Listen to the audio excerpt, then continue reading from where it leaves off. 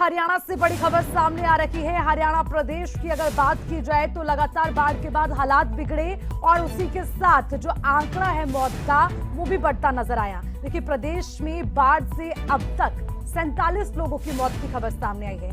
बेहद दुखद है क्योंकि बाढ़ आने के बाद तकरीबन 1468 ऐसे गांव हैं जो बाढ़ की चपेट में आ गए। काफी नुकसान हुआ, लेकिन उसी के साथ कई लोगों को अपनी जान भी गंवानी पड़ी है। 47 लोगों का आंकड़ा बताया जा रहा है। पूरे प्रदेश भर में अब तक बाढ़ की वजह से 47 लोगों की जान गई है और 1468 गांव ऐसे हैं जो बाढ़ की चपेट में आए हैं। और देखिए, 235 घर जो कि पूरी तरह से तबाह हो गए, 4063 घर ऐसे जिनको नुकसान पहुंचा। इंसान के साथ जानवरों की बात करें तो बड़े छोटे तकरीबन 2975 ऐसे पशु हैं जिनको हानि हुई है। तो हरियाणा राज्य में बाढ़ से स्थिति बेहद खराब, हालात बिगड़े हुए, मरने वालों का आंकड़ा बढ़ा। गांव में बाढ़ की वजह से तबाही का मंजर। तकरीबन बहुत सारे ऐसे पोल्ट्री फार्म हैं, उनको भी काफी नुकसान पहुंचा। तकरीबन आंकड़ा 40,453 बताया जा रहा है। चलिए अब इसी पर ज्यादा डिटेल से जानकारी लेंगे। हमारे संवाददाता रवि चंदेल हमारे साथ जुड़े हुए हैं।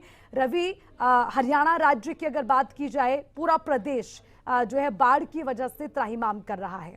47 लोगों की जान चली गई, पशुओं को नुकसान हुआ, कई गांव तबाह हो गए। एक बार जरा पूरी डिटेल दें, अभी भी कितना खतरा और अब तक का कितना नुकसान? रवि, देखिए, प्रदेश में जो है वो 8 जुलाई से लेकर 12 जुलाई तक जो है वो बहुत ज्यादा बारिश होने की वजह से बाढ़ जैसे हालात पैदा हुए थे और उसके बाद लगातार जो है वो पहाड़ों में लगातार बारिश होने की वजह से और मैदानी इलाकों में बारिश होने की वजह से तो ये स्थिति जो थी वो बद से बदतर होती गई, जिसके बाद अब जो है वो राज्य सरकार द्वारा जो है वो प्रदेश के 12 जिलों को जो है वो बाढ़ प्रभावित जिले जो है वो घोषित किए गए, जिनमें अब जो है वो लगातार मरने वालों का जो आंकड़ा है, जो पहले 41 था, वो लगातार बढ़ता जा रहा है। 47 लोगों की जो है वो बाढ़ से जो है वो मृत्यु हो चुकी है। तो वहीं अगर जिक्र करें तो लगभग 1468 गांव जो है वो बाढ़ की चपेट में आए हैं। इसके अलावा यदि जिस तरीके से 45 लोगों का जो मरने का आंकड़ा पहुंचा है, तो वहीं 2 लोग जो है वो अभी तक मिसिंग है और ये 2 लोग जो है वो काफी समय से जो है वो लगातार मिसिंग चल रहे हैं। लगातार जो है वो चाहे एनडीआरएफ का जिक्र करें, एसडीआरएफ का जिक्र करें, पुलिस का जिक्र करें, आर्मी का जिक्र करें, तमाम फोर्सेस द्वारा इन दोनों लोगों को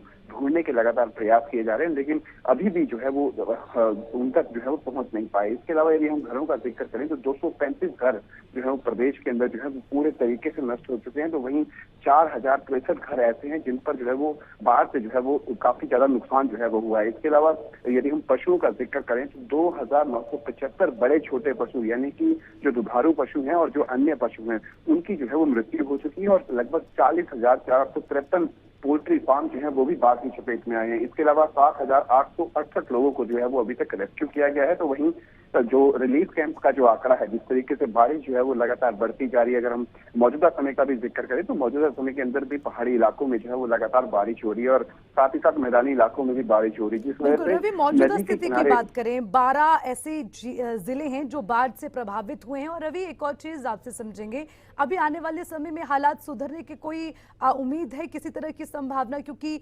जो नदियों का जलस्तर बढ़ रहा था, अभी उम्मीद है कि थोड़ा सा कम हुआ है और कई जगह जहां पानी था उसका भी उतरना शुरू हो गया है। तो उम्मीद करें कि आने वाले समय में हालात थोड़े बेहतर हो सकते हैं। देखिए, जिस तरीके की मौजूदा समय में जो स्थिति बनी हुई है, मौजूदा समय के अंदर जो है वो पहाड़ों में जो है वो लगातार बारिश हो रही है, जिस वजह से नदियों का जो जल स्तर है वो लगातार बढ़ता हुआ जाएगा। और खासतौर पर जिस तरीके से मौसम विभाग द्वारा जो अलर्ट जारी किया गया है, खासतौर पर हिमाचल में जो येलो अलर्ट जारी किया गया है और साथ ही साथ मैदानी इलाकों, चाहे हम पंजाब का जिक्र कर लें, चंडीगढ़ का जिक्र कर लें या फिर हरियाणा का जिक्र कर लें, यहाँ पर भी भारी बारिश का अलर्ट जो है वो 29 जुलाई तक जो है वो जारी किया गया है, जिस वजह से नदियों का जो जलस्तर है वो एक बार फिर से बढ़ेगा और उसके बाद जो है वो उसके बाद 29 जुलाई के बाद जो है वो कुछ हद तक जो है वो आसमानी आफत जो है वो थमेगी, लेकिन 2 अगस्त से जो है वो एक बार फिर से जो है वो मौसम करवट लेगा और भारी बारिश होने की संभावना। तो ऐसी स्थिति के अंदर मौजूदा समय के अंदर जो है वो लोगों को सतर्कता बरतने की जरूरत है। तो वहीं अगर प्रशासन का जिक्र करें तो प्रशासन को तमाम नदियों के जो तटबंध हैं उन तटबंधों को ठीक किया जाना चाहिए समय रहते, ताकि जो नुकसान हुआ है उससे और अधिक नुकसान जो है वो ना हो। ठीक है रवि, शुक्रिया आपका तमाम जानकारी के लिए। तो एक बार फिर से मौजूदा हालात इस वक्त हरियाणा राज्य में किस तरह के बने हुए हैं उसको लेकर तमाम जानकारी दे दें। बहुत सारे ऐसे गांव हैं जो बाढ़ की चपेट में आए हैं। 47 लोगों की जान इस समय चली गई है और उसी के साथ आगे भी अभी उम्मीद है कि नुकसान हो सकता है।